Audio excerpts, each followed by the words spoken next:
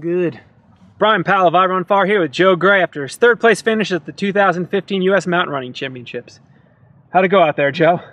You know, not like I wanted, but yeah. You know, I'm happy. It's my 8th consecutive team, so I'll take that. And that's incredible. Yeah. Have you like set a goal for yourself on that? Like, is it as long as you can? You're like, do you think about I want to be on 10 straight mountain running teams, or what's the?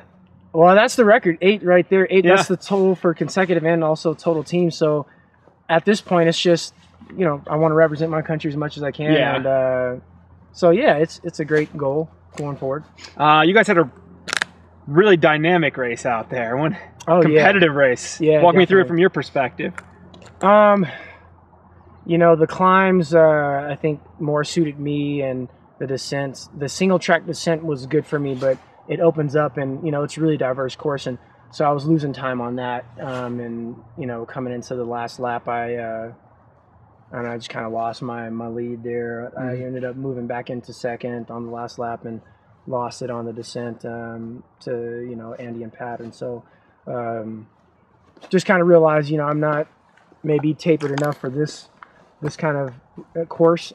Just kind of getting ready for some more, you know, technical stuff. And so, you know, if nothing at all, it was a great speed work for me, and to get the legs moving, getting used to you know, fast terrain, and which I think is a special thing in mountain running is you mix it up. It's not always super technical, it's not always super fast, and kind of get a mixture of both. And so yeah, it was a great, because you were certainly although they looked from down here at the base that every lap Pat was putting a couple more seconds on and Andy was putting more a couple seconds on or catching you, but you were catching up to Pat every climb.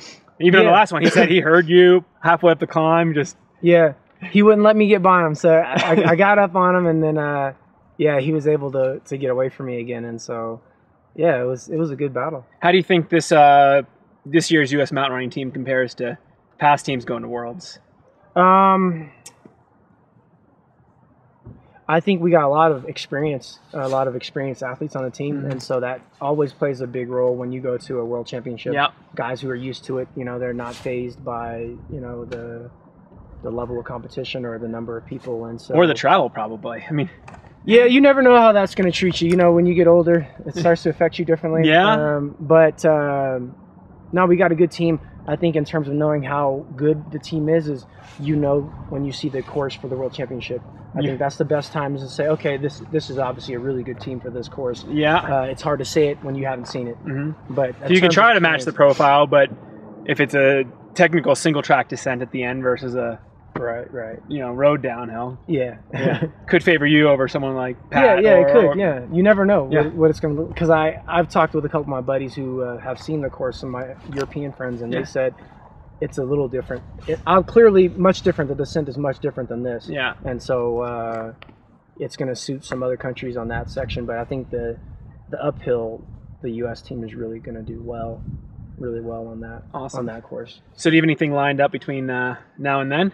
Yeah, I'll go over to Europe, and I got some racing in Switzerland and also in Norway, and then what races are those? I'll do Scola and also Sears and Alps. And then come back and get ready to represent the country at Wales, the World Championship. Awesome. Well, congratulations on making another U.S. mountain running team, and thank you. Best of luck in Wales. Thanks, man.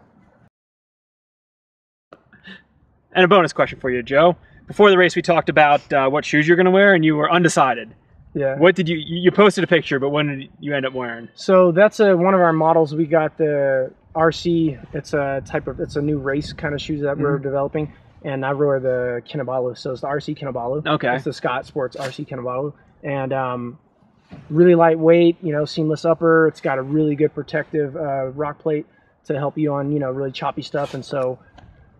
You know, definitely I got through today. My feet are feeling great, which is a good thing. You know, you don't want to leave a race like this and be hurt. And so I'm healthy. And it ended up being a good match for the course? I think so, yeah. It was a good shoe for this course for sure. And it'd be even greater shoe for, you know, the courses over in Europe. Yeah, a little more technical course. Oh, yeah, for sure. Do you have any idea what they weigh in at, more or less? Or?